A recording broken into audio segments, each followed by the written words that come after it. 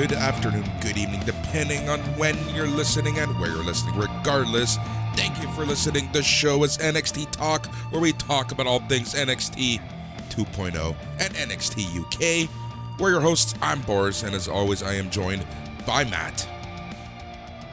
Bonjour! How is everybody doing out there? We hope you're doing well. Boris, it's a frosty, chilly morning from an undisclosed location in Northern Ontario. How's the big city treating you, homie? Big city is nice and cool. It's actually pretty brisk. I would say it's healthy, low teens right now, getting a little colder. Nice. Actually, that's an absolute lie. It's 6 degrees right now, but it's sunny. Right.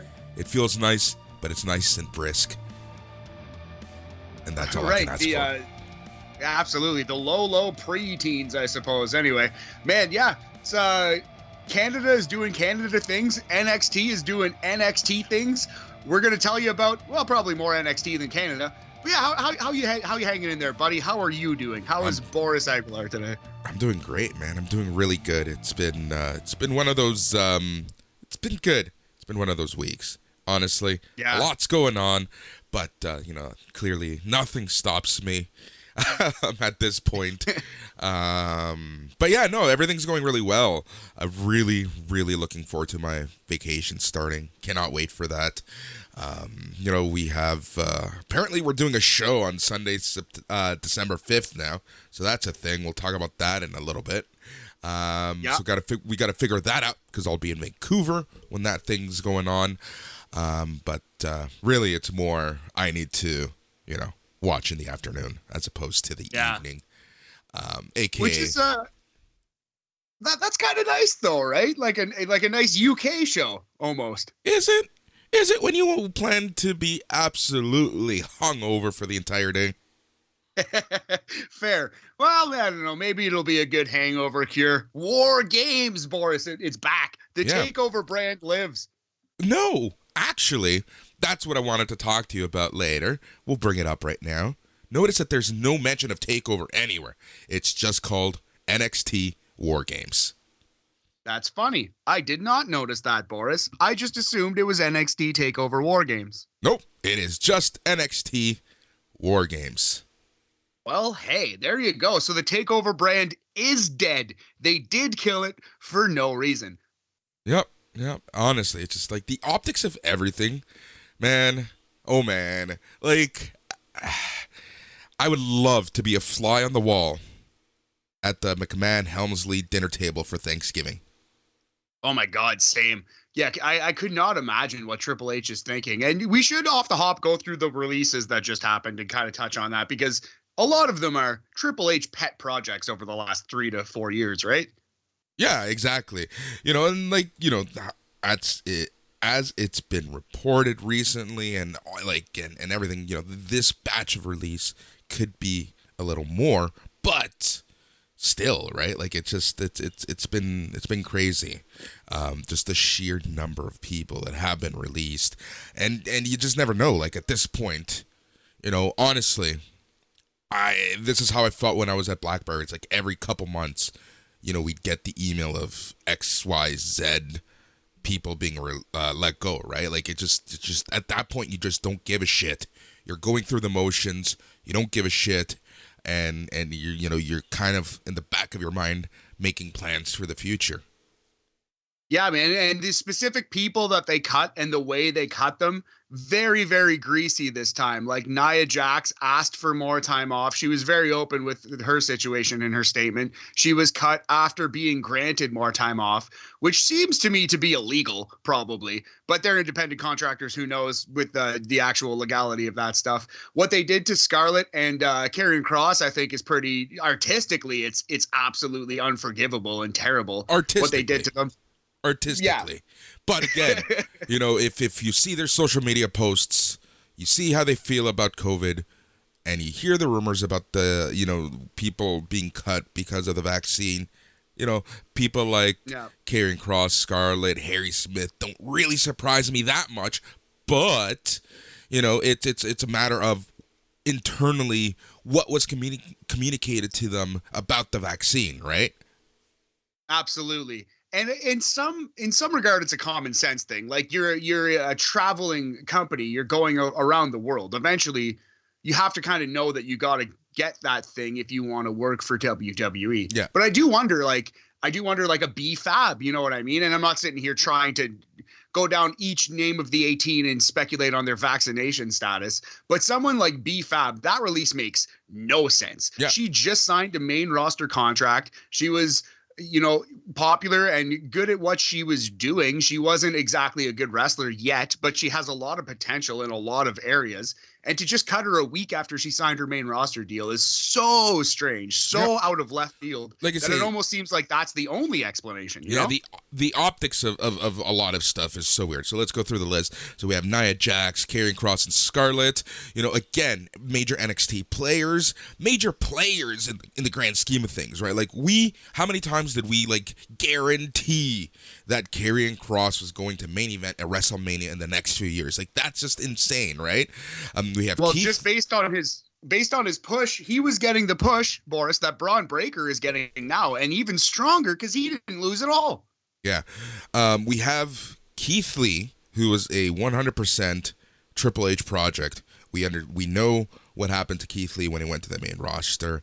We have Ava Maria. We have Mia Yim, Ember Moon. Ember Moon's one that surprises me big time for the simple fact that, they must have just run out of ideas or something with her, apparently, or who knows. But that's a name that surprises me because personally, if I'm looking at this from a strategic point of view, my competition is getting hotter and hotter point of view, Ember Moon is someone that can really help that women's division anywhere, not just AEW, anywhere. 100% agree with that. It does kind of feel like they've made a concentrated effort almost to ignore and thumb their nose at AEW. They don't care about how much talent they're giving them. They don't. Yep. Lucha House Party, again, this does not surprise me. Both of them asked for their release recently. They were just granted.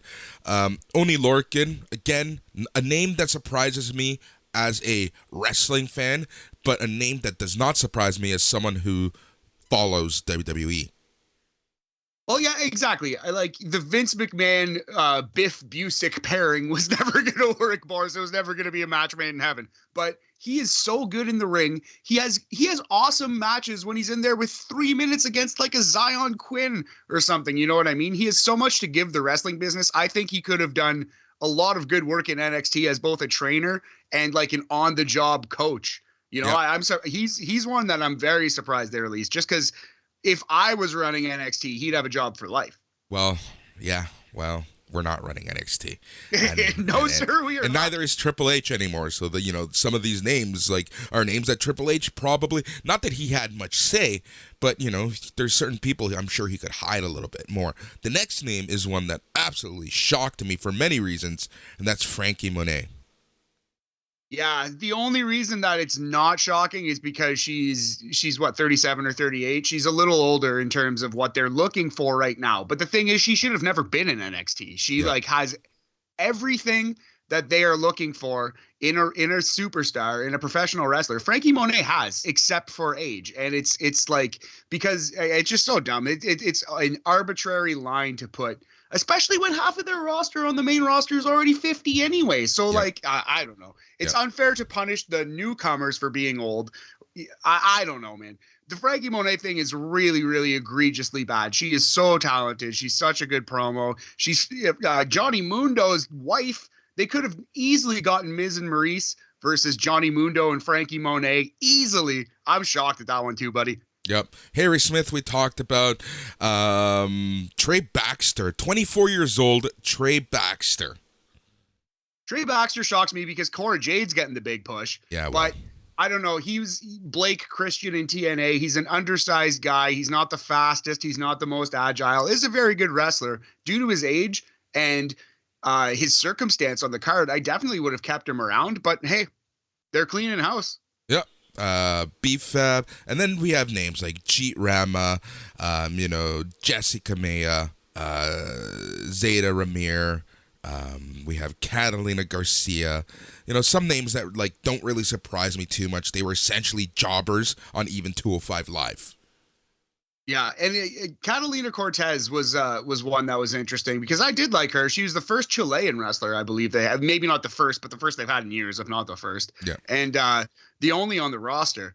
And I think they could have, they could have done something with her as like the South American superstar. And we didn't see too much of her, and she was purely jobber. But just that idea, I think, could have been way more explored. Yeah, exactly. Yeah, it just seems like a lot of the names, aside from like BFAB and like some of the really shocking ones, are people who were kind of off TV, including Karrion Kross.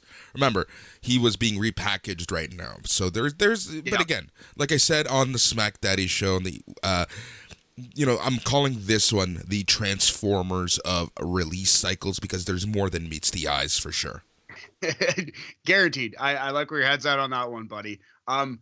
Yeah, it is funny that you mentioned that. All these people were taken off TV, which does make it slightly less jarring, because it's not like Malachi Black was getting pushed to come back and then they released him during his comeback push. Yeah. And there is one name before everyone starts yelling. There is one name on that list that, doesn't fit that bill, and that's BFAB. Right, which is, I think, all things considered, might be the most quote-unquote shocking. You could argue Nia Jax because she's The Rock's cousin, and she's lasted this long. You'd think she'd be Teflon. But also, Nia Jax should have been fired 6 years ago, so it doesn't surprise me that they actually did pull the trigger on that one at all. Honestly, BFAB, wow, that one is shocking. And that does not bode well for Hit Row to me. I think that's a pretty clear shot that Hit Row is not going to the main event. This group is not going to be exactly what we thought they were. I don't know. We'll see. Honestly, who knows? Who knows how they're going to push Hit Row? You just never know, really, at the end of the day. They could be like the next New Day if they push themselves, kind of make themselves known and do their own thing, right? Because let's be honest, possible. New Day, when they started back in 2014 or whenever it was, probably even earlier than that, there was no chance they were going to last. Yeah, absolutely. It did not. I would not have seen this coming. 6 or 7 years later, multiple world champions. Xavier Woods is King of the Ring. High, unquestionable, established main eventers. Yeah, man. Yeah, exactly. It's crazy. But we'll see what happens with Hit Row. And yet, Mateo, Dana Brooke is still employed. It's crazy. That's so funny. How did she survive? How old is Dana Brooke these days? She's got to be like near that Frankie Monet level, right? Yeah, how could you fire Frankie Monet and keep Dana Brooke? Exactly. Like, it's literally like you have a like for like replacement and you're going to go with the one that can actually wrestle. The one who you're alienating someone else on the roster for letting go of. Yeah. The decision-making process is completely strange. Like, for example, even the Eva Marie thing, and I don't think any internet fans are losing sleep or shedding tears over the loss of Eva Marie, Boris, but they signed her, they pushed her, they knew that she was doing Hollywood stuff, they knew that she was over 35 when they signed her a month or two ago or a year ago or whatever it was. Like, why bring her back in the first place? Did you think she was going to change? Did you think she was going to get younger? Like, what are they doing? Who knows, man? Honestly, I honestly still feel, and I will repeat this over and over and maintain that the right hand has no idea what the left hand is doing at this point. And the right hand being Nick Khan, and the left hand being, the actual wrestling portion of it. So what I'm trying to say is that the business side is winning right now, while the wrestling side is just part of the factory. Yeah, and what it leads to is that, and we're not the first ones to make this point, buddy, but WWE has become the McDonald's, the Walmart of pro wrestling, where it's too big to fail, but it's also objectively terrible. And every other place you go for food is better than McDonald's, regardless of the fact that McDonald's makes more money. Every other wrestling company right now is better than WWE. Every single one. Maybe not NWA. No, like I said, like I texted you earlier, as bad as NXT 2.0 is, it's still better than NWA. It's so funny. I think you're right, man. If I didn't have like 1.5 full-time jobs that I was like trying to do, if I tried to like be strictly WWE or like pro wrestling rather, like content creator as a job, one thing I would do is like the pro wrestling power rankings. I would try to watch every major show and like see where they are at and see which one is better. You know what I mean? I think that could be a website. Someone can take that idea and give me 5%. We're not too far from that, especially with BAM sometimes. Like with our powers combined, right? Like it's crazy sometimes.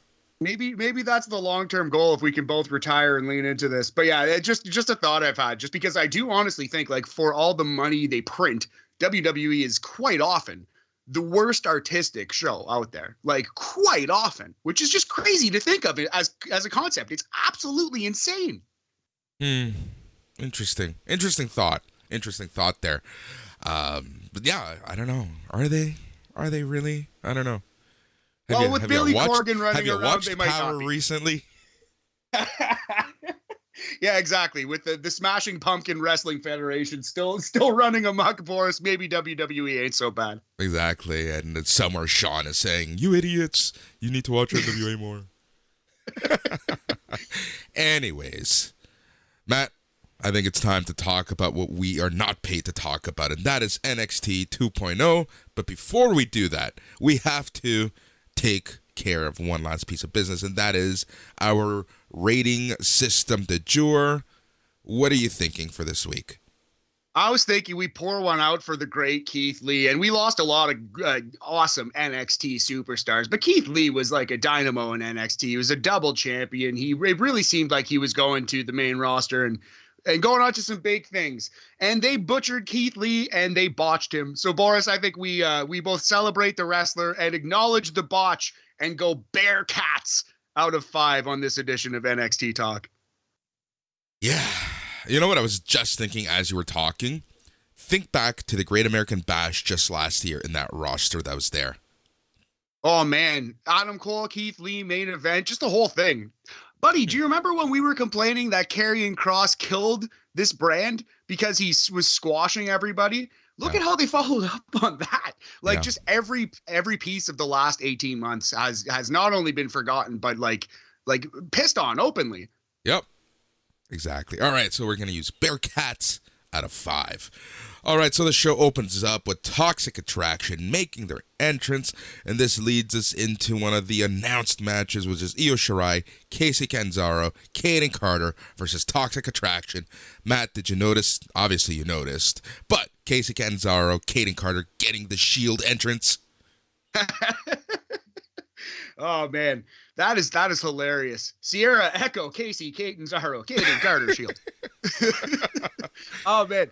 It's funny that they just they see something on AEW and then they give it to somebody on the main roster. Not even on the main roster on NXT. A lot of times we've seen this in a number of ways. But yeah, it's funny that Jon Moxley's entrance going to Kacy and Kayden here. Toxic Attraction, their entrance is good. I'm on board with it. The after the bell, it's a little different. But they can enter onto the TV and you need a cold shower right now, ASAP. Calm down. It's cold outside.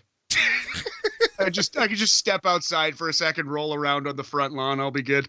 Oh my God. But yeah, interesting entrances. Match started. It wasn't the worst match. It was far from the best match.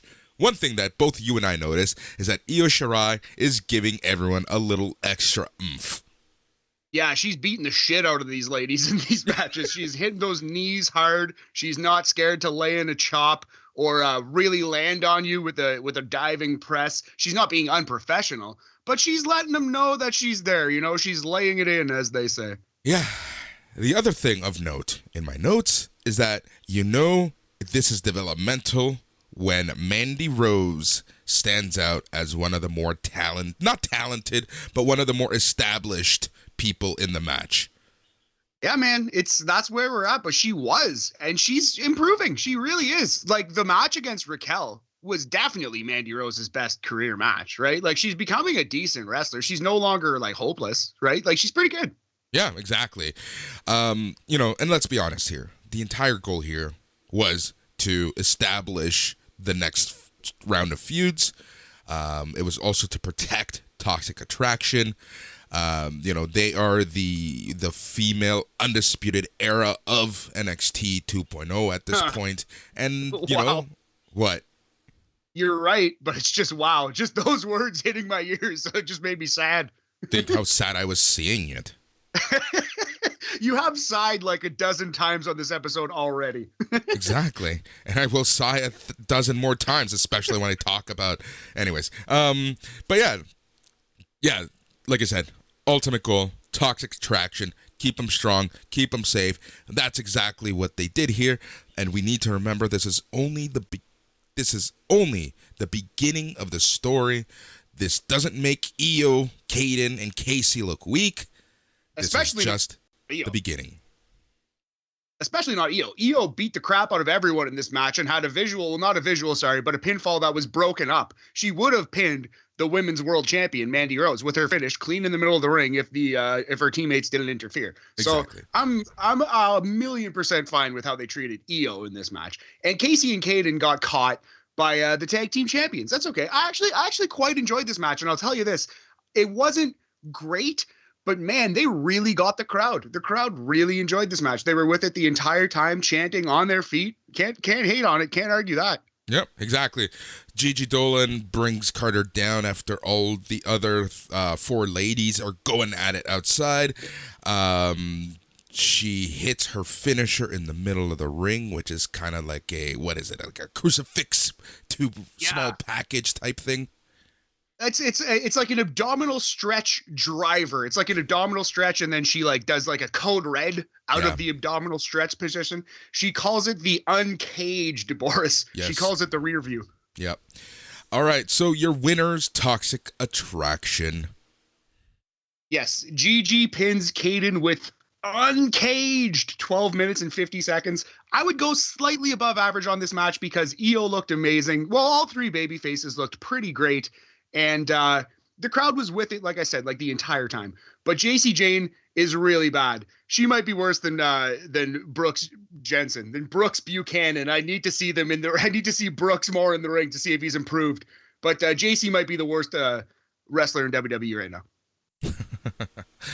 Oh man. So, how would you rate this match? I'm still going 3 Bearcats out of 5. It's a 60% David Wilcox percentage, Boris. Yep, so after the match, Toxic Attraction is posing outside, Shirai standing on the rope, staring deep into the eyes of Mandy Rose. And then some backstage reporter called Mackenzie Mitchell. She's with Pete Dunne. She asked about what Tony D'Angelo had to say on Lashing Out last week. Dunne says D'Angelo knows where to find him when he's ready to fight the baddest man in NXT and make a name for himself. This calls for Trick Williams and NXT North American Champion Carmelo Hayes, your A champion. They interrupted. Trick runs his mouth and ranting. Dunne asks William what he's on about. Hayes talks some trash to Dunne. Dunne threatens to break his fingers tonight. The two sides argue to end the segment. Then we go back to the ring area. Toxic Attraction, still chilling, still posing. And this Music's is when still playing. Yeah, exactly. And this is when Kaylee Ray makes her entrance and she walks right past them. Actually, it's funny. I shouldn't say still playing. They hit Toxic Attraction's music again for 3 seconds, only to interrupt it with Kaylee Ray's music. Well, you know, just so you know that Kaylee Ray's looking for that title too. Yeah. So I actually kind of like that, but it was pretty noticeable. They just put it on just to cut it off, you know? Yeah, but that's WWE, classic WWE, right? Remember, the live audience sees the backstage promos. They're going to mute the music. And then it's just the production-wise, it's this is still happening. Yeah, it makes all the sense in the world. It just made me laugh to see. Yeah. I do want to touch on one thing before we move on. Trick Williams was awesome in this promo. Trick Williams has something that you can't teach. He has that natural it factor, that natural charisma. He's an awesome promo already. Awesome. Great promo. But he sucks in the ring. But he's completely green. He's completely zero in the ring. So if they can teach this guy to wrestle, he's going to be a star. You're stealing my choke, my friend. And I was going to say, you said he has something you can't teach. And I was then going to say, but he doesn't have something you can teach. And that's in-ring skills. Exactly right, buddy. Well put. Well put. Sorry to stomp on you there. I was feeling hot. I need that cold shower. You really but do. No, I'm fired up this morning, buddy. I've gotten too much rest and relaxation. But yeah, no, Trick Williams, very, very good on the microphone. Future star if he figures out how to wrestle. We can say that about a lot of this roster, to be honest. Yes, you could. Tony D'Angelo, for sure. Definitely more than one. Exactly. Notice how I just called Mackenzie Mitchell because she's done. She's over. That is absurd. That is some real cold shower, bad energy. Hardest working reporter. Hardest working she's not. She's just there. She doesn't work hard. She just talks. Whatever. You're terrible. You're a terrible man. And this is the stuff that gets me in trouble. All right, so match number 2, like I said, Kaylee Ray came out. She shot a look at Toxic Attraction as she head to the rings. She poses. We go back to commercial. When we get back from the break, MSK. I like this a little more. I like this one a little more than you did. But tell the good people about it, and I'll tell you the one point where I actually did chuckle. All right, they're somewhere in downtown Orlando. Apparently, they're about to find the person who is responsible for MSK and giving them their name. But apparently, the person has moved to a new address. They think to take scooters to the location, but they look up the address and it's 420 miles away. So they're going to fly there. They agree to take showers, meet back at the airport. They were talking about getting extras. They were talking about joining the Mile High Club. And that was that. Yeah, the Mile High Club did make me chuckle despite myself. More at them than with them. More at the fact that WWE wrote that line than it was so hilarious. But yeah, they think the Mile High Club is smoking in an airplane, not fucking each other in an airplane, Boris. Anyway, so they're the weed team now. They're officially the marijuana tag team. There was 2 weed references in this promo. MSK are now a super kicked act, Boris. Oh my God.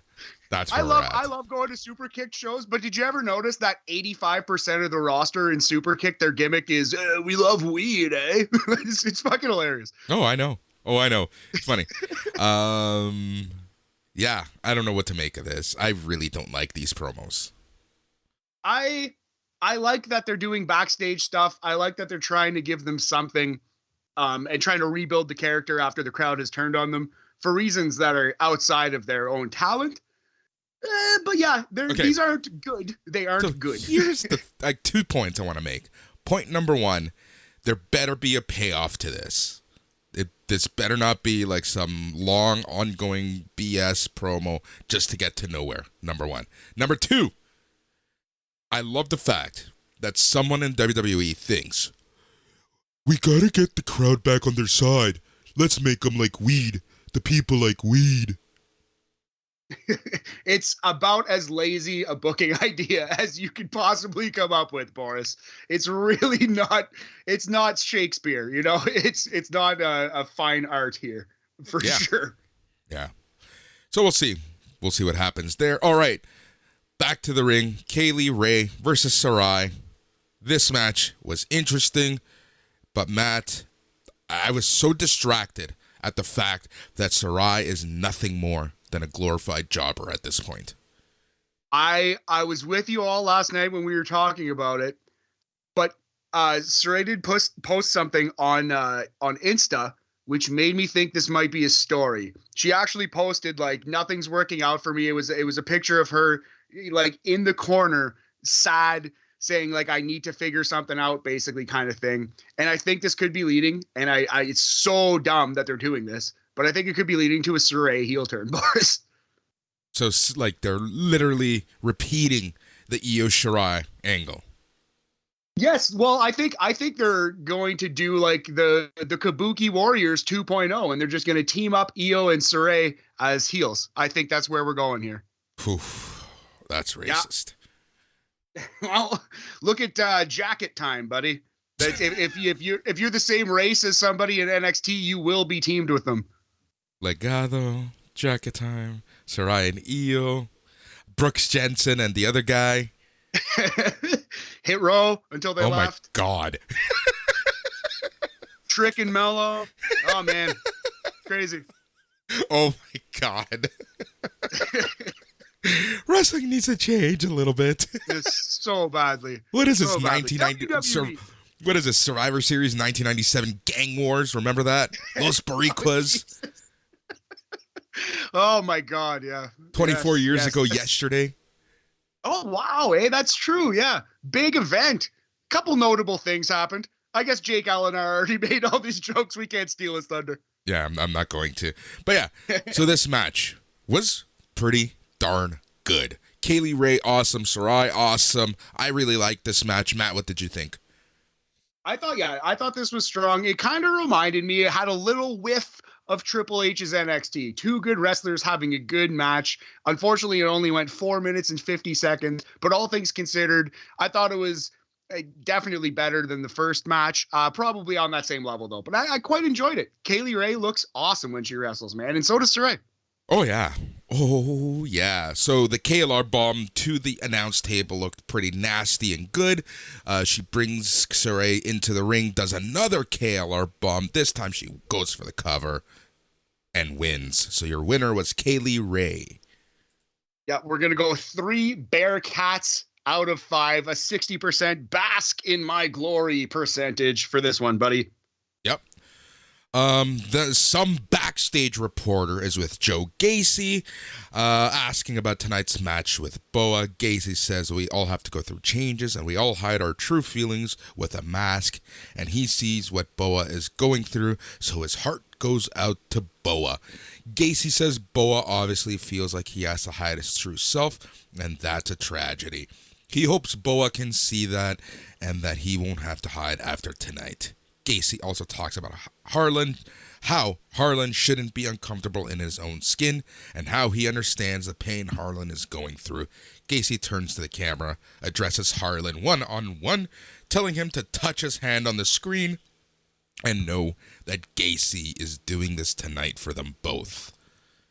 So I kind of finally liked a small nugget in this Joe Gacy promo when he said to Harlan, I know what you're going through, and it's not your fault, kind of thing. Now, I think the long-term goal here, Boris, for this character should be that Joe Gacy is the one who is shaming Harlan.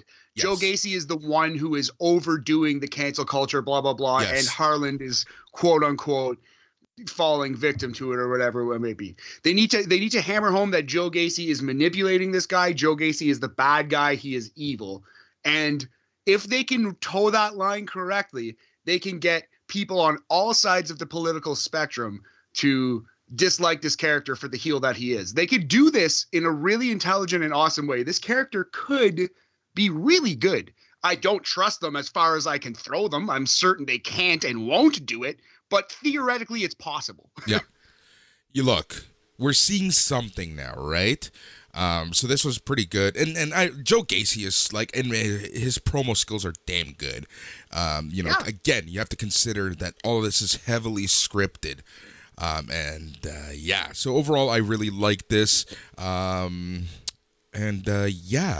After this, we get clips of Braun, a breaker with 2 Ks, and NXT champion Tommaso Ciampa working triple threats with Sami Zayn in the current WWE UK tour. Braun Breaker with 2 Ks talks about what an honor it is to be working his first major tour, and he says he's coming back to the US to kick Ciampa's ass. I like this. I skipped a couple things. They're doing such good work with Braun, but go ahead, sorry. Okay, so we're not using videos today because you're up in the Great White North, so we are going to be talking over one another a little more than usual. I do apologize for that to our listeners. So back to business. What I really liked about this promo was, number one, they're acknowledging that NXT was on the tour. Number two, Braun Breaker was talking about how he was hanging out with the main roster people and the veterans and kind of getting their input on how he can improve to beat Tommaso Ciampa. Again, there seems to be this now WWE universe, this canon that NXT is finally in. And that's one thing I do appreciate. That's a really good call. They do acknowledge each other, and yeah, man, it's very, very nice to see Braun Breaker. He does awesome work. They have done everything right with this guy. Everything. It's almost a little too perfect, It's scary. Like, it's scary. It's scary because I'm just waiting for the other shoe to drop. Exactly right, buddy. Well put. Yeah, I almost used that exact same phrase too. Just waiting and waiting. Yeah. So we'll see. Anything else you want to talk about before we head to the next match, which was probably the strangest match for sure produced by David Lynch himself? Oh my God. Yeah. No, let's just get into that because that was something. All right.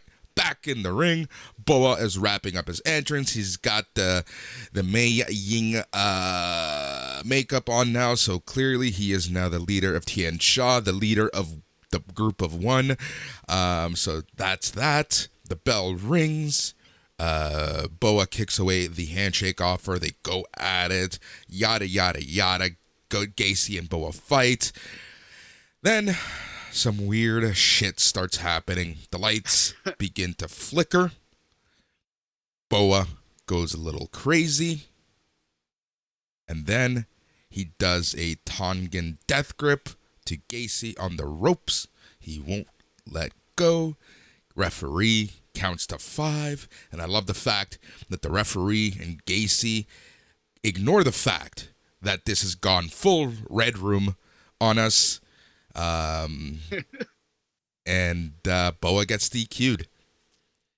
Yeah, so weird. Joe Gacy just like all of a sudden gets possessed by Bob, like you said, and they go right to the black room. And Joe Gacy defeats Boa. Boa went full David Lynch. Joe Gacy defeats him by disqualification. Yeah, this was just wacky. Not even out of 80s or 90s WWF. Like very rarely do they do some kind of stuff like this. Like this was Fiend level wackiness here. This is Attitude Era, Ministry of Darkness, Brood, Fiend type shit here. Yes, absolutely. Yeah, it was.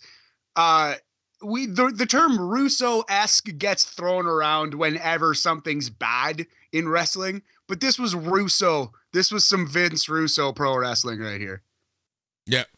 Sometimes when there's something bad, we should rate it on the Russo level, like from 0 to 5 on the Russo level. 5 being like Judy Bagwell on a pole match or something. Right. Yeah, this was like this is a solid 3.5 on the bro scale, on the Russo bro scale. On the bro scale. Also, R.I.P. Judy Bagwell. Yes, yeah. Rest in peace, Judy Bagwell, who honestly, like for the first 2 or 3 times she showed up in WCW, was very like entertaining. They went to her way too much and it became a self-parody. But like the first 1 or 2 times she was on camera, it actually worked. Yeah. Well, that's what I'm afraid of with Best Friends, right? Like, it's kind of the same thing that they're doing over there, and at least they kind of know how to use her. Anyways, so after the bell, Boa exits the ring looking at his hand with shame. The same shame that Matthew does every morning at 8 a.m. for some reason. Gacy smiles at the camera and says a few words to Harland. I would like to respectfully object. Anyway, let's continue the NXT review, please. I don't know. You're choking people. I don't know what you're choking. You're just choking stuff. Oh, good heavens. Who or what I choke in the comfort of my own bedroom, Boris? No, never mind. Just stop. Let's just stop. Woo. Oh, hardest working reporter in all of professional wrestling. Who's Mackenzie that? Gia Miller? Gia Miller? They signed Gia Miller?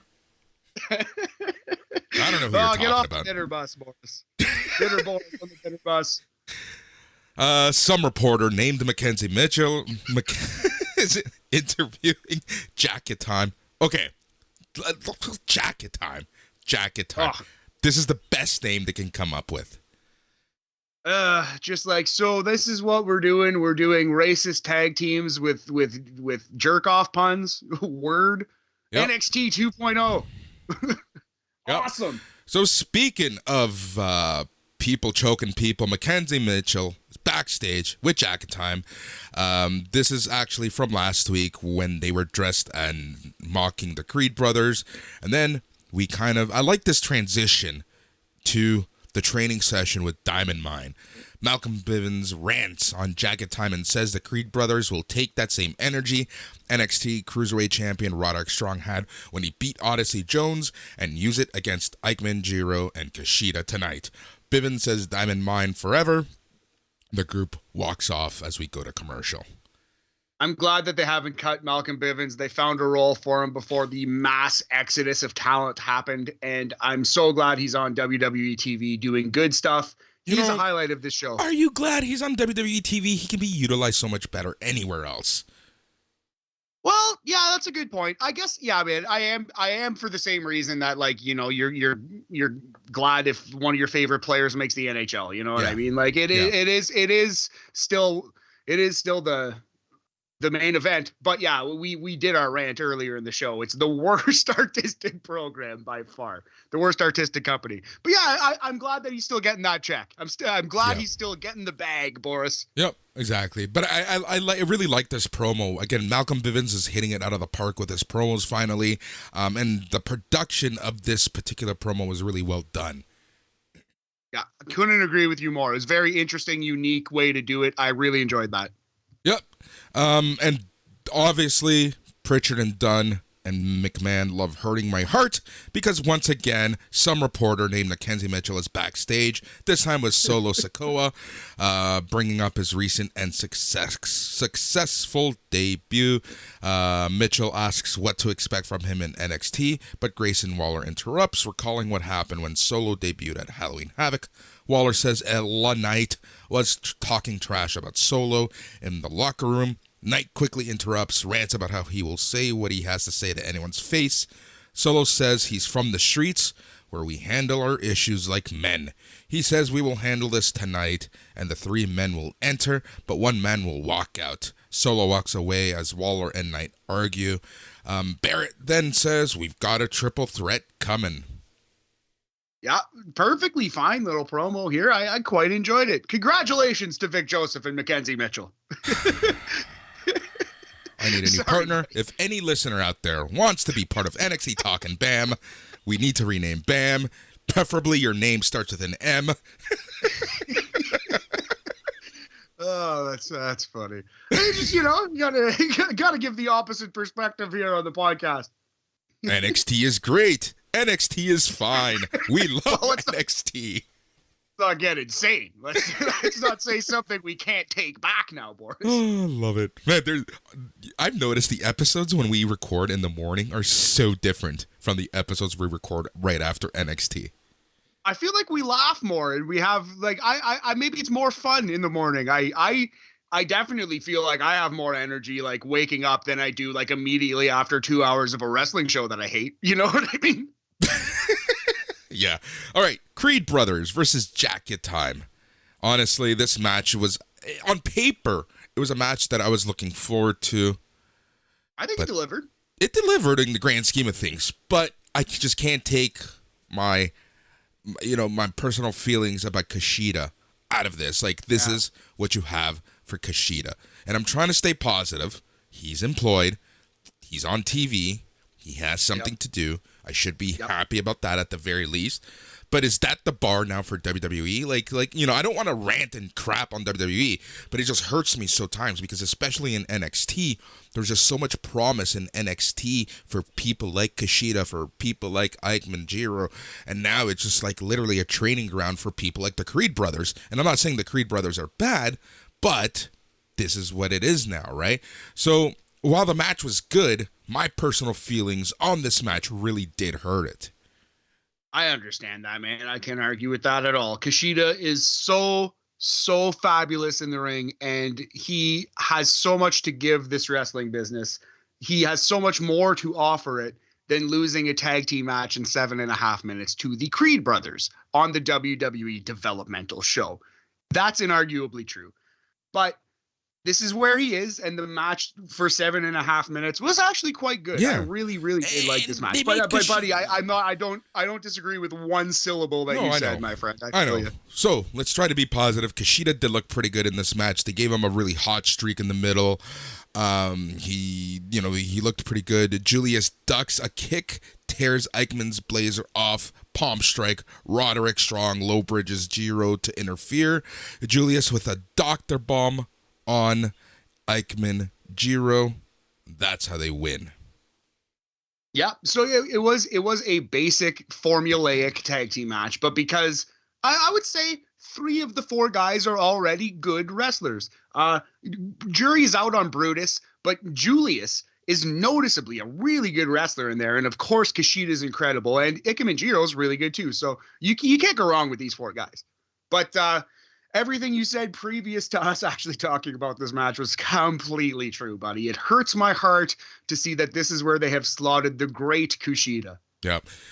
Before we get to the rating, the post-match stuff happened. Odyssey Jones ran down, attacked Roderick Strong, running Diamond Mine off. So, your cruiser... let's talk about some logic here. Your cruiserweight champion is feuding against Odyssey Jones. Yes, the Cruiserweight champion who dethroned Kushida, and Kushida doesn't appear to care too much about that title anymore. Yep.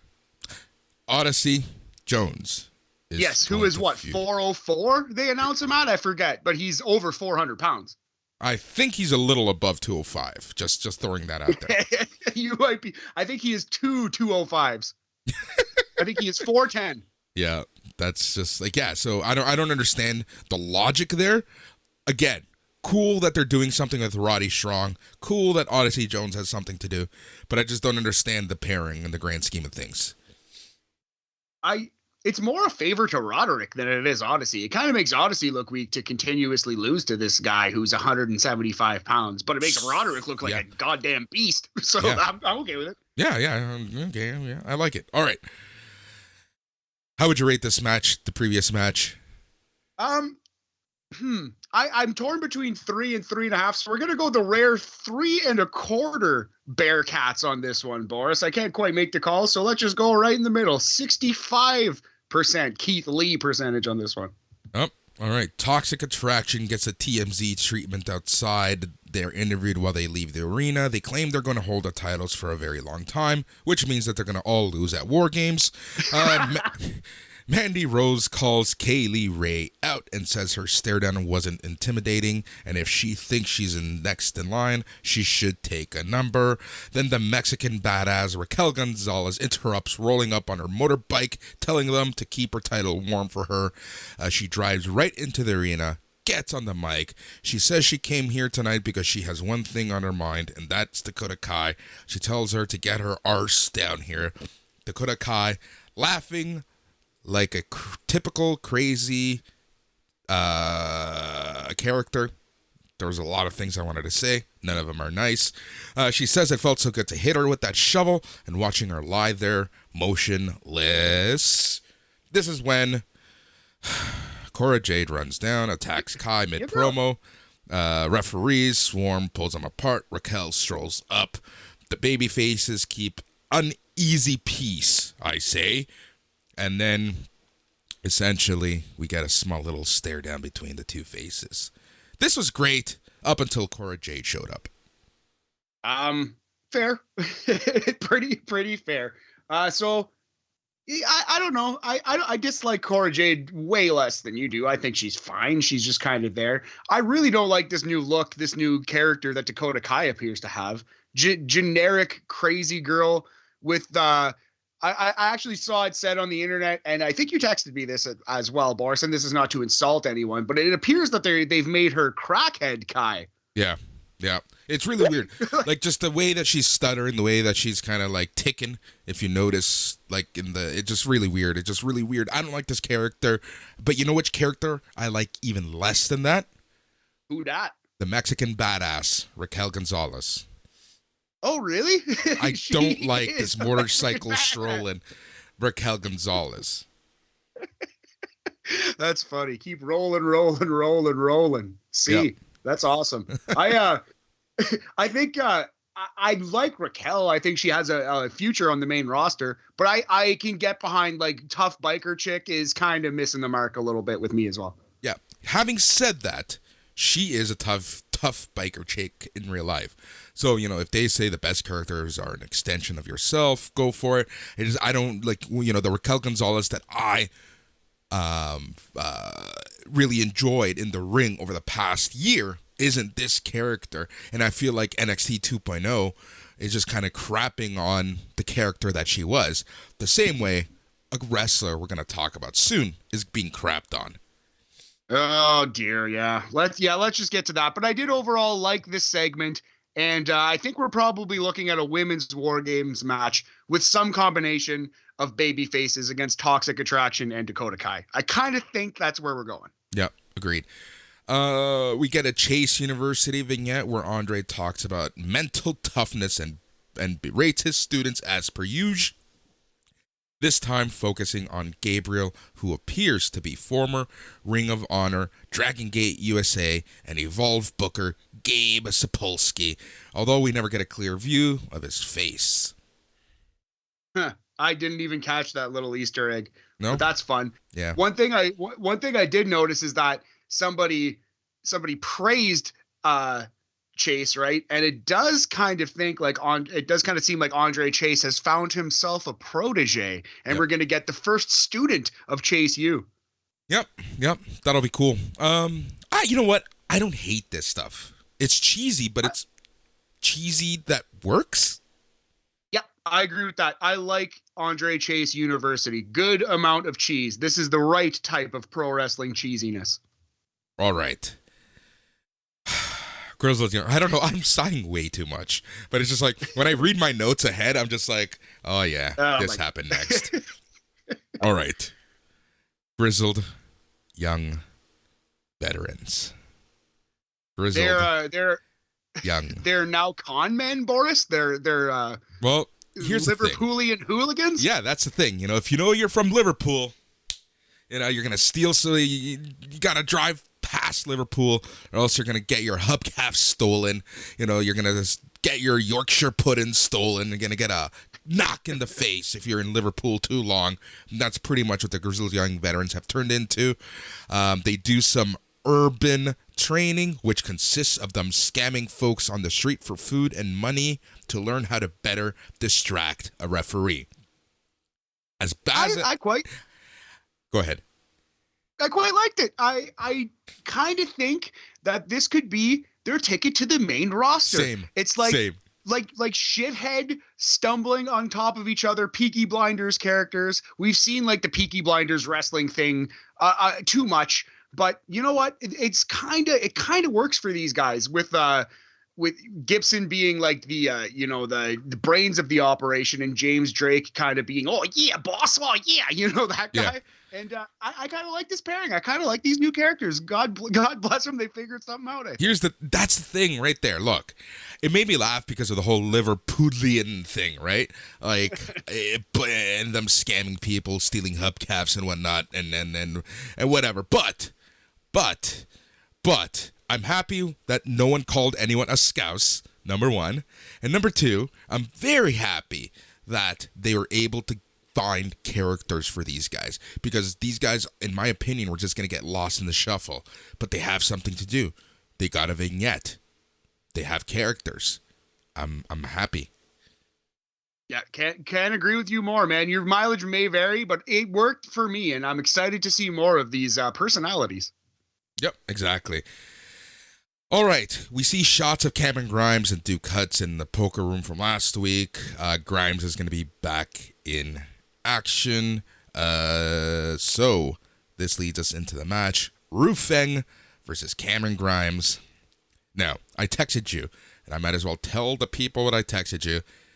Is there any other NXT 1.0 wrestler that has just fallen as far as Cameron Grimes?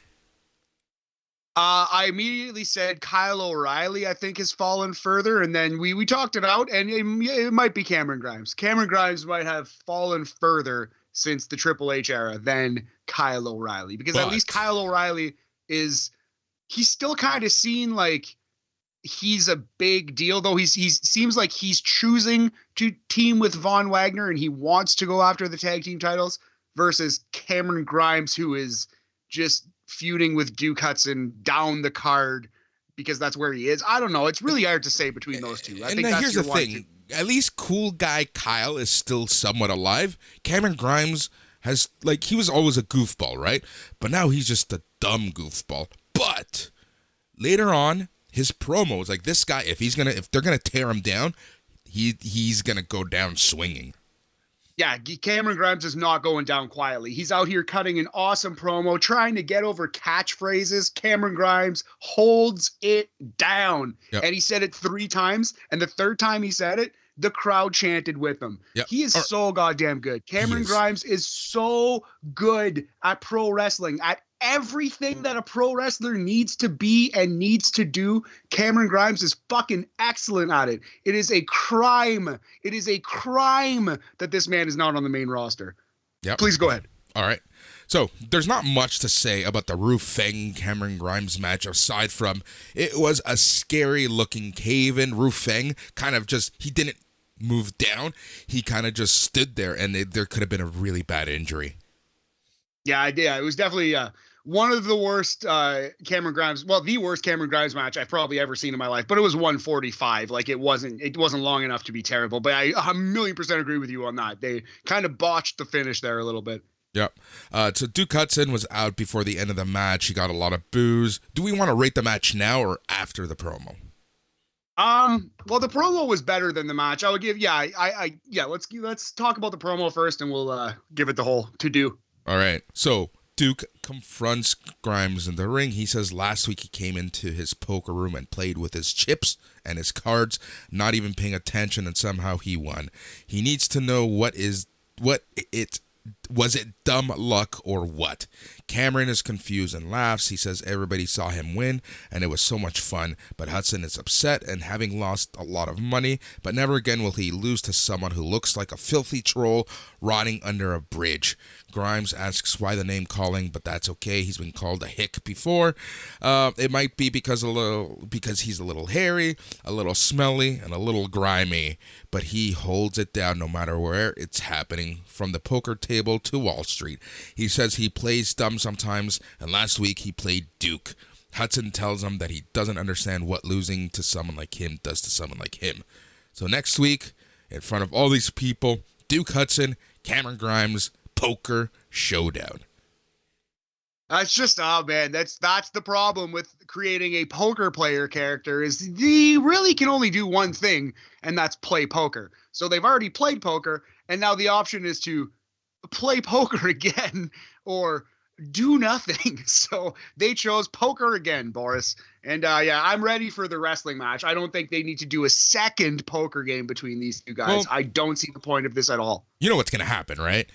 Cameron Grimes is going to start losing a lot, then cut to Duke Hudson cheating big time, and then they fight in the middle of the ring to set up a match at War Games. Yeah, that sounds about right. So, how would you rate this stuff? We're gonna go an average wrestling match. Like, it was an average WWE squash-a-do. Maybe slightly below average, but the promo knocked it up to that Mendoza line level. 2.5 Bearcats out of 5. 50% for this one, Boris. Yep, exactly. All right, we see La Knight backstage warming up. We see Solo Sikoa warming up and Grayson Waller on his phone. I love that. I just love that, like, that energy. Like, you know, LA Knight's taking this, training hard. Solo Sikoa's training, taking this really, to heart. And then Grayson Waller's just like, whatever. Yeah, I like Grayson Waller's character. He's kind of fleshing it out a little bit, kind of like too cool for school Daredevil guy. Yep. It's becoming more than just generic, I will jump out of an airplane. Yep. He's kind of adding a couple different shades of gray, a couple layers to this onion. Yep, exactly. Some would say even 50 layers or 50 shades of gray he's adding. 50 layers of onion? I have not read that book. Subtitle, choking the meat. The maid.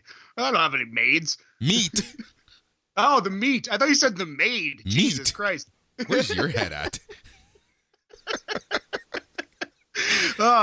I blame my shitty laptop for that one. That was a failing of my ears. Anyway. All right. So, back from the break, Solo Sikoa, La Knight, Grayson Waller, they're already in the ring.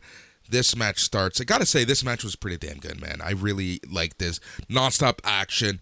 All three men actually looked pretty good, but Sikoa was unstoppable. He's the clear, pet project, future star for WWE in general. Knight took the pin, which surprised me. So we'll see. We'll see what happens in the future. Sikoa won with a big splash onto Knight after tossing Waller out of the ring. Yes, he gave him like an overhead belly to belly, like Brock Lesnar style, over the top rope, and Grayson Waller ate absolute shit on the outside. That was an awesome bump that he took. Did you notice that after Sikoa hit the old Val Venus money shot and won this match, that LA Knight kicked out at 3.2? Yep, I did note. I was literally going to bring that up. Nice. So yeah, let's talk about that right now. Do you think that was, because that made my mind wander, and I was like, I wonder if that was like unscripted and he did that on his own to put himself over, and if someone gives him flack for it, he'll be like, well, fucking fire me. You know what I mean? Like, I wonder if that was, I think that was that it. was a little, I think that was it. I wonder. That was the vibe I got. Obviously, we're not backstage. We don't know. I don't have any sources back in NXT who I can ask yet. But yeah, I don't know. I don't even know if I'm seeking to be super sourced. I'd rather keep the fan perspective. Anyway, Boris, that's neither here nor there. I don't know what actually happened here, but it seemed to me like LA Knight was just like, fuck it, I'm just going to kick out of this thing at 3.1. Well, dude, why is LA Knight eating every pin in NXT 2.0? I guess he's the NXT jobber. I guess that's where he is on the card. Wait, doesn't make much sense. To kick off NXT 2.0, he took a count to Braun Breaker with 2 Ks. That was the first thing we saw out of NXT 2.0, the first NXT 2.0 match. Yeah, like, that's crazy. To me, that's absolutely insane. And didn't he eat the pin to Ciampa later on the night? Yes, yeah, he did. He lost twice in that first, and they made a point to say it on camera. Has he won in 2.0? I think he did get a win. He must. Did he beat Odyssey Jones at one point? Yes, he did. He did beat Odyssey Jones of all people. Wow. Yeah, it's just so weird, the booking that he's getting. It's just, I don't know. I don't get it. Yeah, I don't get it. I can't make hide nor hair of it, buddy. I couldn't tell you. But is this like one of those things where we shouldn't be looking week over week and everything is self-contained in 1 week unless they tell us so? Well, maybe, but that's a terrible and unrewarding way to watch a television show. That's unlike any piece of television ever. You know what I mean? Like, speaking of terrible and unrewarding, Mackenzie Mitchell is backstage with Indy Hartwell and Persia Peralta. You need to be stopped. We still love you, Mackenzie. We're still fans over here. Boris is having a rough week. I don't know how I'm keeping a straight face saying this stuff. Oh, it's funny. I thought you'd be way more mean to Vic than Mackenzie on this one. I thought you'd be shitting on Vic Joseph. Just wait. They're talking, Persia Peralta and Indy Hartwell are talking about how close they were to winning the titles at Halloween Havoc. Tony D'Angelo, AO, Gabagool, Gabacruel, he shows up.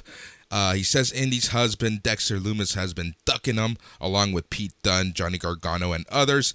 D'Angelo mentions how he's going to beat up Dexter next week. He hands a dead fish to Indy and some money to Persia as a way to send a message to Dexter Lumis.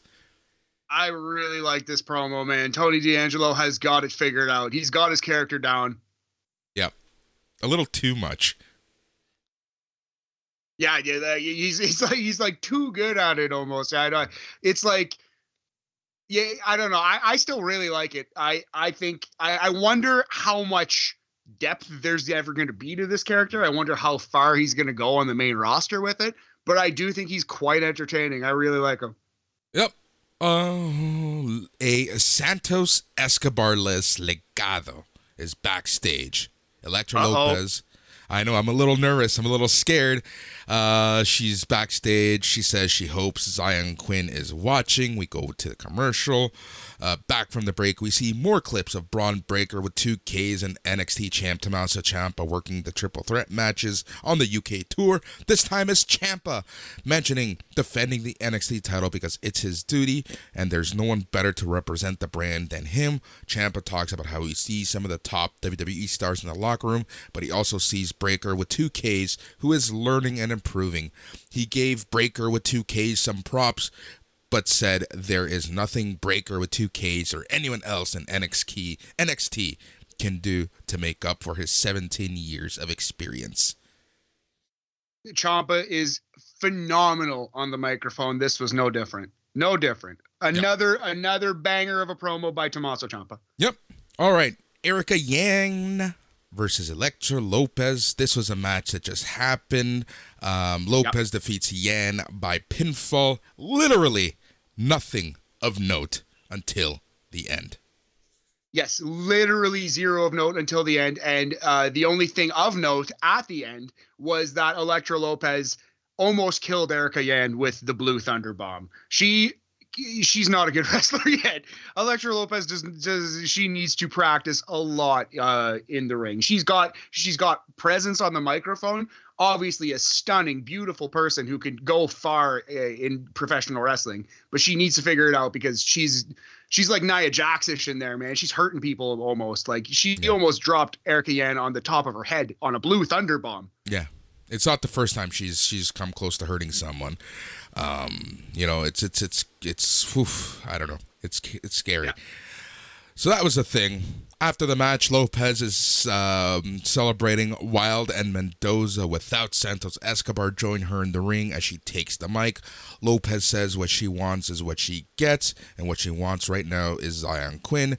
Music hits and out comes Quinn to the ring. Lopez says Quinn turned a lot of heads last week, especially hers, and he was impressive. She asks him if he wants to join Legado del Fantasma. Some fans chant yes. Some fans chant no. Quinn says Lopez is really amazing, but he just can't get down with the Legado del Fantasma. He's sorry. Quinn walks away. Walt says no one says no to them. They push Quinn from behind, but he turns around, levels them, clears the ring with ease. Quinn blocks a shot from Lopez, spins her to him, holds her there, sends her away. Quinn and Lopez stare each other down while circling each other. Quinn exits the ring. Mendoza and Wild rush the ring, but Lopez holds them back. Beth says there's definite sexual tension between Quinn and Lopez.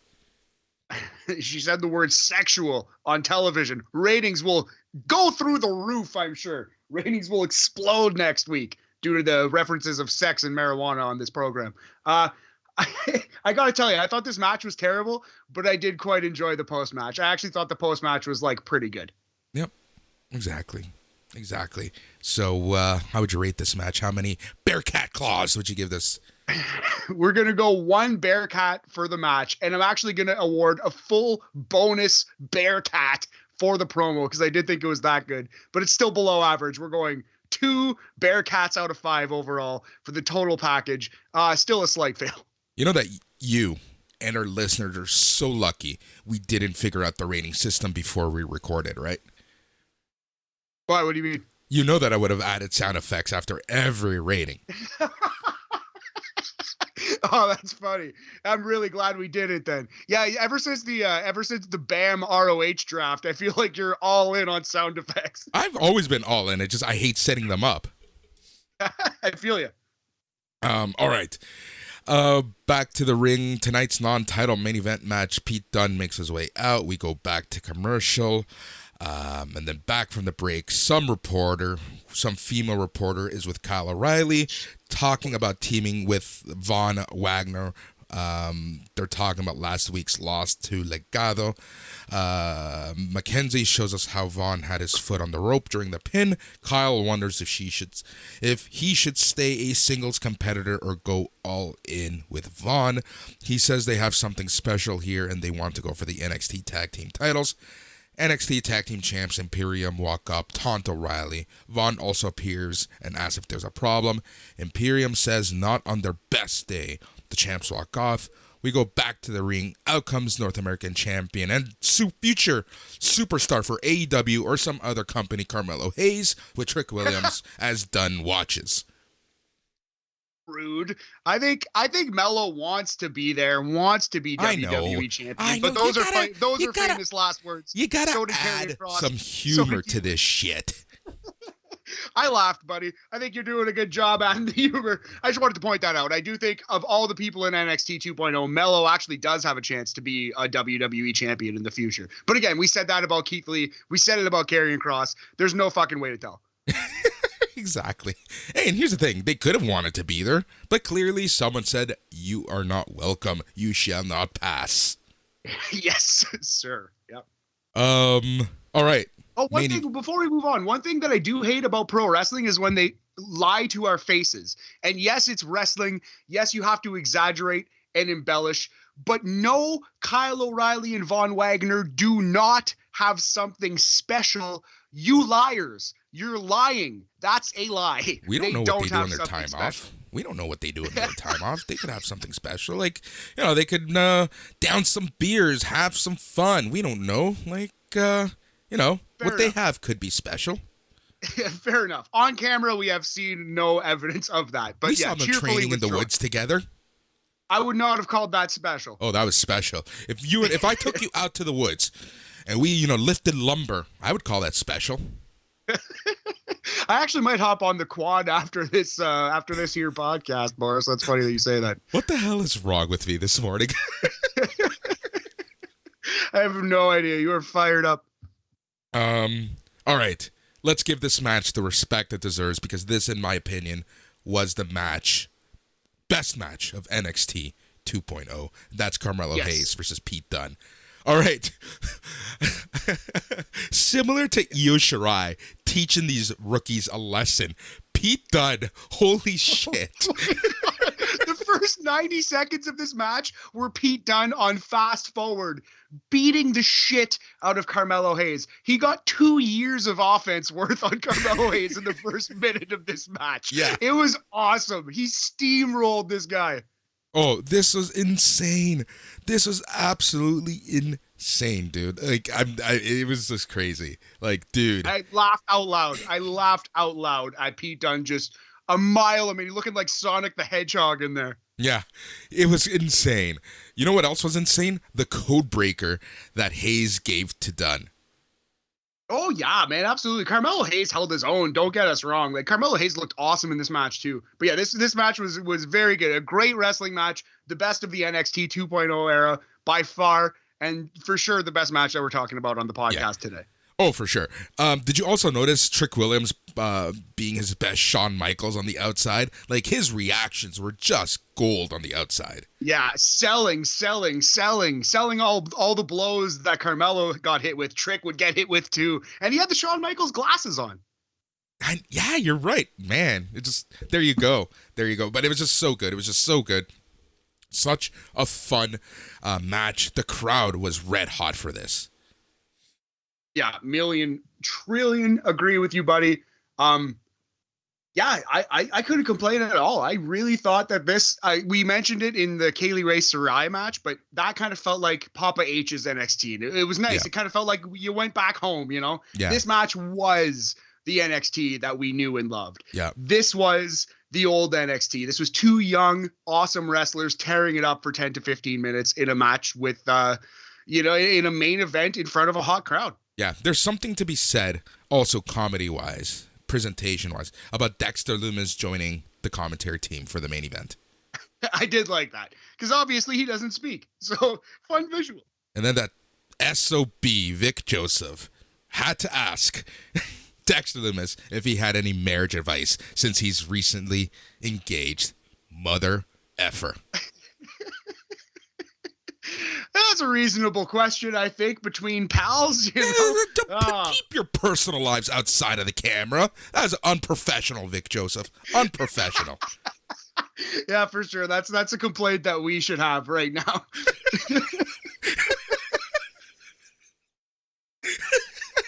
Oh my god. Oh, that's funny. But yeah, no, this match was awesome, and it hit all the notes. There's a little bit of comedy on the outside, but it didn't distract from the amazing wrestling match that was happening in the ring. Fans loved it. Fans were with it even more than the opener. They were chanting, "This is awesome." They were chanting, "Fight forever." They were chanting NXT, which I don't think I've heard much of since the switch. This was good. This felt like a throwback, this match. Yep. So Hayes is distracted by something under the ring, reaching up, disappearing again. Dunn takes advantage of the distraction, nails the bitter end for the pin to get the win. So your winner was Pete Dunne. After the match, Dunn is celebrating. Gargano appears from under the ring, and Dunn looks back and forth between Gargano and Hayes. Gargano is all smiles at ringside. Hayes sits up in the corner and clutches the NXT North American title as Trick stands next to him as we go off air. So we had predicted it was going to be Hayes versus Gargano at the whatever the NXT War Games show is. It doesn't seem like that's going to happen. Are we going to get Hayes versus Gargano versus Dunn in a triple threat? Because Pete Dunne has officially earned a shot at this title. That's what I'm thinking. That's what I'm thinking the match is going to be. It's going to be a triple threat. And dude, that's going to be a great match. Absolutely. I'm certainly excited for that one, buddy. Yeah. All right. How would you rate this match? We're going as high as 4 Bearcats out of 5. It is the first great match. It is the first A- in NXT 2.0 history, Boris. They did it. They broke the barrier. Yep. So you gave it a 4, right? That's what I heard? Yep. Yeah. All right. I would have given it a 3.5 only because of Vic Joseph's unprofessionalism. That is absurd. That is the worst one yet. You can't. It's not. Come on. You can't play Mello and Pete Dunne. I feel you though, man. Hey, the commentary, it's one of the pillars. I'm joking. Speaking of cold showers. It is a randy episode. The dander is up on this episode of NXT Talk. Yeah. Overall, I really liked this episode of NXT 2.0. Like, it was actually pretty good. Time flew by. We had more than one good match on the card. Yeah, I agree with that. I think, if last week's episode wouldn't have happened at all and they would have followed Halloween Havoc with this episode, they'd be in pretty good shape. But unfortunately, they had to put out a stinker and put that bad taste back in our mouths. But so 3 of the last 4 NXT 2.0s have been pretty watchable. So that's good. Yep, exactly. It's been interesting. It's been an interesting show. So that's that. Let's move on to NXT UK.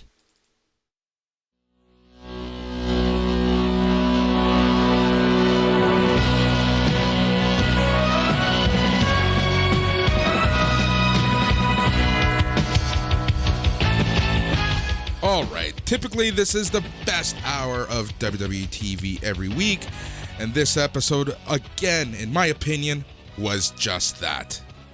Absolutely. A return to form for the red and yellow, because the last couple weeks, honestly, have been kind of down for NXT UK, but they were back in full force this week, man. I loved this episode. I thought it was really good. Yep, exactly. All right, let's just jump into stuff. The first match of the night was Flash Morgan Webster versus Rampage Brown. This match was pretty short. Grand scheme of stuff. Rampage Brown hit the Doctor Bomb and won. I really enjoyed this match, man. It went 7 minutes and 13 seconds. All action. Really liked the big man versus little man story they were telling. I believe, Boris, you can correct me if I'm wrong. At this moment, this is a babyface versus babyface match, but it's clear that Flash Morgan Webster and his group, they're going heel if they're not already officially heel, right? Yeah, 100%. Like we talked about this with this whole slap game thing, right? This is one of the most interesting ways of turning a group heel. Yeah, very much so. It kind of, yeah, I do like it, but yeah, the subculture thing is weird. They're kind of in between right now. They're kind of annoying baby faces, like annoying, shitty.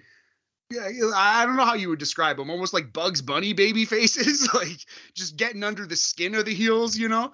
But yeah, I really enjoyed this match layout, which was a babyface versus babyface, big man versus little man match. Not always easy to do, but they did it. This match kicked ass. Yep, exactly. All right. NXT UK Women's Champion Meiko Satomura and her protege Emilia McKenzie are doing last-minute preps before Satomura's big match later. After pretty deadly cost Tyler Bates' UK Heritage Cup Championship match last week, Trent Seven finds bait, tells them they're now going to be part of a fatal four-way match next week for a shot at the NXT UK Tag Team Championship. This is Seven's way of saying he's sorry for what's transpired. Bate doesn't seem too excited, and we are planting more seeds. Yes, sir. So yeah, two things. I like this. Tyler Bate, yet again, this is like the second or third time in a row that he starts to cut a promo, and then Trent Seven comes up and interrupts his mic time, which, as CM Punk has shown us, a very big no-no in professional wrestling. You don't do that. Also, just to cross our T's and dot our I's, the previous match, I would go as high as 3 3/4 supernovas for B plus 75% for that Rampage versus Flash match. That was dope. Good ass wrestling match. Yep, exactly. Zaya Brookside finds Sid Scala in his office, asks if she could have a shot at the NXT UK Women's title after Satomura Jinny. He doesn't think she has enough victories to become the next contender, so she calls her dad, Robbie Brookside, to see what he can do. Remember, Robbie Brookside is the GM of NXT UK. Yeah, I like the spoiled. She's obviously now become the spoiled brat character. And again, this isn't one that has like main event written all over it. Yeah. But it'll get you on TV, and she's talented at it. I like she called Daddy, blah blah blah. She called and like walked out on Sid Scala while it was clear that she was getting him in shit. I actually really like that little thing. I thought that was very clever and well done. Yep. The hardest working wrestler in NXT UK, Isla Dawn versus Angel Hayes. You're just fully transferred. Oh man. Oh, this is a good bit. I'm back on board with the bit, Boris.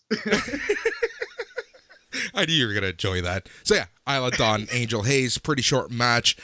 Isla Dawn grabbed hold of Hayes' hair, starts to pull some strands out. Referee finds this uncalled for and decides to call this match a DQ. What a wimp. Man up, ref. Am I right? Exactly. But yeah, no, I pretty interesting little thing. Like, this isn't the first time we've seen Isla Dawn get disqualified for kicking too much ass, as the great Vinny V, Vincent Fairhigh, would say. Yeah, I kind of liked it, but not a lot to the wrestling match. Obviously, it was Angel Hayes' first appearance, and it went 2 minutes, and it was a DQ. Yep. How would you rate this?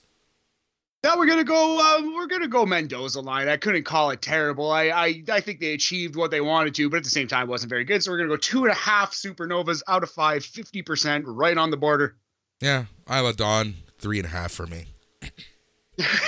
Just that's the bar. It starts at 3.5, not 2.5, and you go up or down from there. Exactly. I'm joking. Sam Gradwell is sick and tired of hearing all about A-Kid and how the media likes to sing his praises. I like that. Stevie Turner interrupts an interview the crew is doing with Subculture. Danny Luna tells Turner she could beat her in 3 seconds. Interesting. I disagree mathematically. I don't think that's possible. But well, depends on the ref. Depends on the ref. Yeah, it's true. It's fair. You know, it could be a submission. You can do it. I guess. You need to lock something in pretty goddamn quick. I'll beat you in 3 seconds. that is absurd. You freaking catch me in 3 seconds, homie. Float like a butterfly, sting like a bee. All right. Jesus Christ. Ilya Dragunov addresses, and you're going to love this, the WWE NXT UK universe. Oh my God, I literally just threw up in my mouth. Excuse me, I have to go puke on the front lawn. All right, the fighting champion is here. He says the fans give him a warm welcome with a round of claps. He says it's heartwarming to show his son that his dad can conquer anything he sets his mind to. He compliments A Kid for pushing him to his limits 3 weeks ago. Now that he's the face of NXT UK, he wants to continue being the reigning defending champion. The question is, who will accept his challenge? Rampage Brown comes out. The Mad Russian, with glee in his eyes, says yes to an invitation for a title shot. Dragunov puts his hand out for a shake. Brown takes it upon himself to throw the champion down with a nasty looking lariat. Yeah, very good. I love the line. He is just because Elio is being like magnanimous, like politician champion, like hello, like yes, I will take on your challenge. And Rampage Brown clotheslines the shit out of this man and just said, I don't want your respect, son. I want your title. I loved it. I really, really enjoyed that. It made me laugh in a good way. And yeah, I was just like, oh, I'm ready for this match. Yep.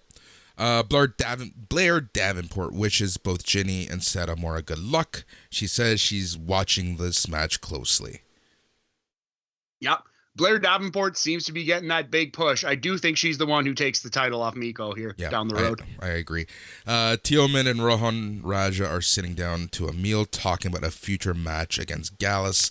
While many find Gallus to be a strongly built family, Teoman Raja thinks otherwise.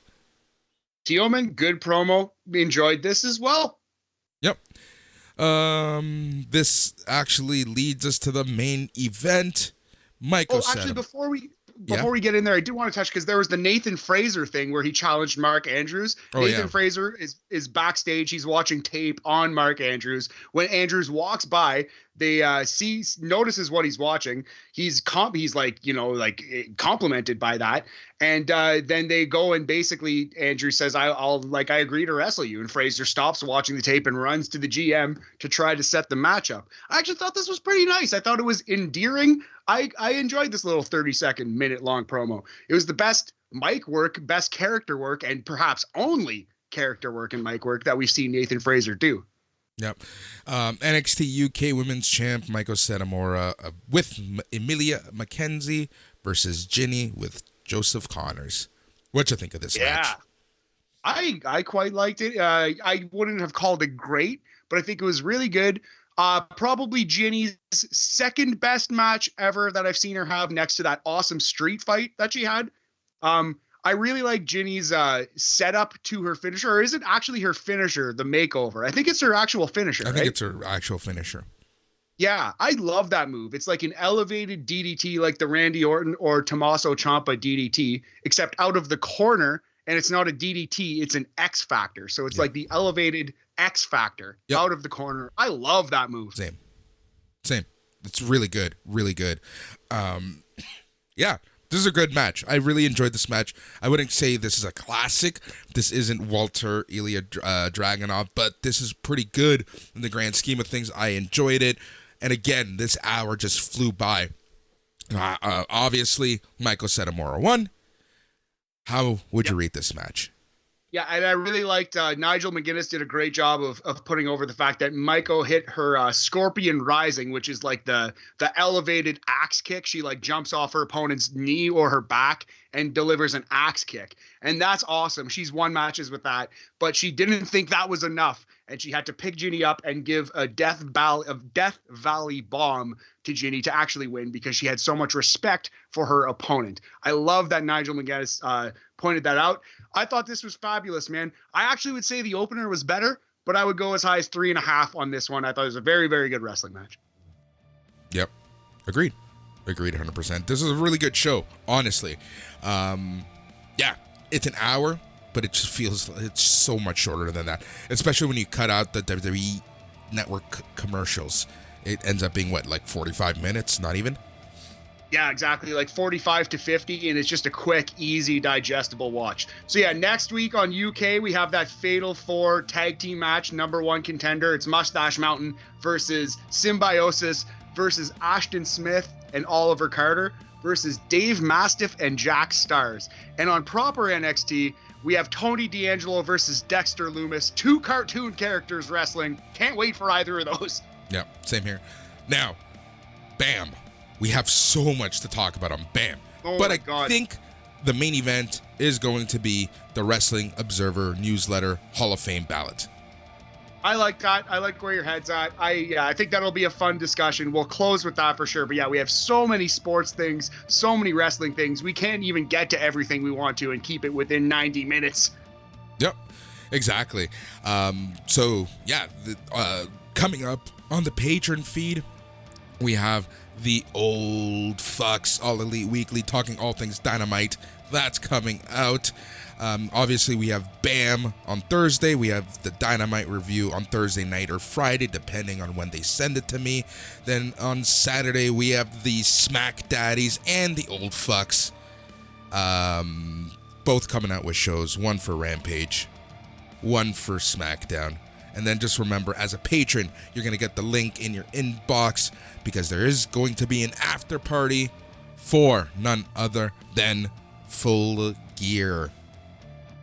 That'll be an awesome show, man. I don't even know if we're going to be able to make time to preview that tomorrow on BAM, but hopefully we can. And if you haven't yet, check out Agnew's interview with the Bare Naked Ladies man, Stephen Page. That was awesome. Yeah, it was a good one. Also, just remember, at the after party this Saturday, there is going to be a special announcement about the podcasts, about shows, about new shows, and whatnot. So make sure that you check that out on Saturday night after Full Gear. Man, that's that. He's Matt. I'm Boris. And the show is NXT Talk. Goodbye. Congratulations, Vic and Mackenzie. I am cutting this out. I'm cutting this ending out. You're done. You're fired. Anyone listening whose first name starts with M, get at me. Yeah.